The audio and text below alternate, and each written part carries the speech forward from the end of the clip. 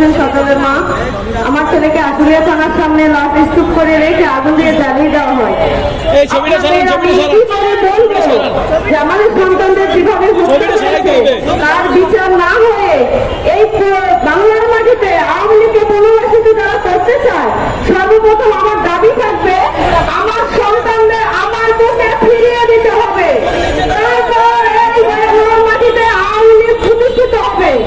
আর যদি আমার সন্তানদের ফিরিয়ে দিতে না পারে, কোন আওয়ামী লীগের জায়গায় এই বাংলার হবে না। রশি লাগলে রশি নে, হাসিনারে ফাঁসি দে। রশি লাগলে রশি নে, হাসিনারে ফাঁসি দে। এই বাংলায় হবে না, ওদের কোনো জায়গায় হবে না। আমরা এই বাংলার কোনো জায়গা আমি করতে দিব না। আমি একজন শহীদের মা। আমার একটা মাত্র ছেলে ছিল, আমার স্বপ্ন আশা ভরসা আসলে সামনে পুড়িয়ে দিয়েছে। আমাদের আশা আশাকে যদি পুড়িয়ে দিয়ে থাকে, তাহলে হাসিনা সরকার তার দোষদের কিভাবে এখানে প্রতিষ্ঠিত করতে চায়? আর যারা এই সাহসটুকু দেখিয়েছে, তাদের কি সন্তান শহীদ হয়েছে? মোটেও না। তারা ক্ষমতার লোভে এত কিছু করতেছে, ক্ষমতার লোকে তাদের প্রতিষ্ঠিত করতেছে। তাদের কি লক্ষ্য পুরো হয়েছে? আমরা ঘুমাতে পারি না, আমরা আমাকে থাকতে পারি না। আমার কিভাবে কি থাকি তার কোনো খোঁজখবর নাই।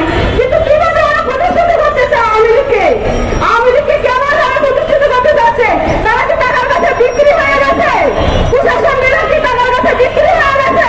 তারা কত টাকা খেয়েছে আমাদের সন্তানদের বিনিময়ে? আমাদের সন্তানদের বিনিময়ে তারা কত টাকা ভোগ করেছেন?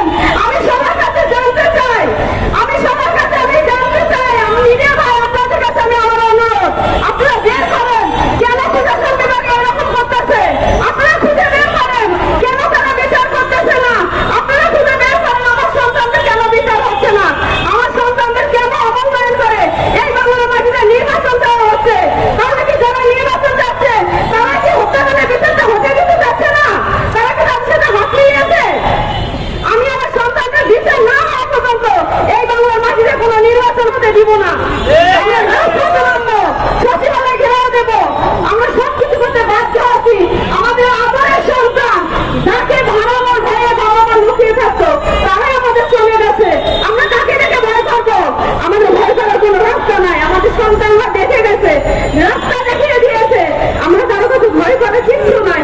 আমাদের সন্তানদের রক্তের বিনিময়ে আমাদের এই সরকার গঠিত হয়েছে। এই সরকার থাকা অবস্থায় আমাদের সন্তানদের বিচার চাই। ট্রাইব্যুনালে আমরা কোন হুঁশিয়ারি দিতেছি, যদি আমার সন্তানদের বিচার এখনো না করা হয়, আমরা তাহলে ট্রাইব্যুনাল ঘেরাও দিব। আমরা ট্রাইব্যুনাল ঘেরাও দিব। আমরা সকলে আমার মিডিয়া ভাইদের কাছে আমার আপত্তি, আমার আবেদন, আপনারা খুঁজে বের করেন কেন এরকম করা হচ্ছে, কেন হত্যাকাণ্ডের বিচার করা হচ্ছে না, কেন এইভাবে তারা এরকম করতেছে। তারা কি সবাই কি টাকা কত টাকা চেয়েছে? আমরা খুঁজে বের করেন। টাকার কাছে বিক্রি হয়ে আমার সন্তানদের কেন বিক্রি করা হবে? আমার সন্তানরা দেশের জন্য জীবন দিয়েছে। তারা এই মানুষের সুস্বাস্থ্যের জন্য নয়, তারা জীবন দিয়েছে সুন্দর দেশের জন্য, তাদের বিলাসিতা ভোগ করার জন্য নয়। আমি আছি হবে তুমি সবার কাছে, ডক্টর ইউনূস স্যারের কাছে আমার সন্তানদের বিচারের জন্য সাহায্য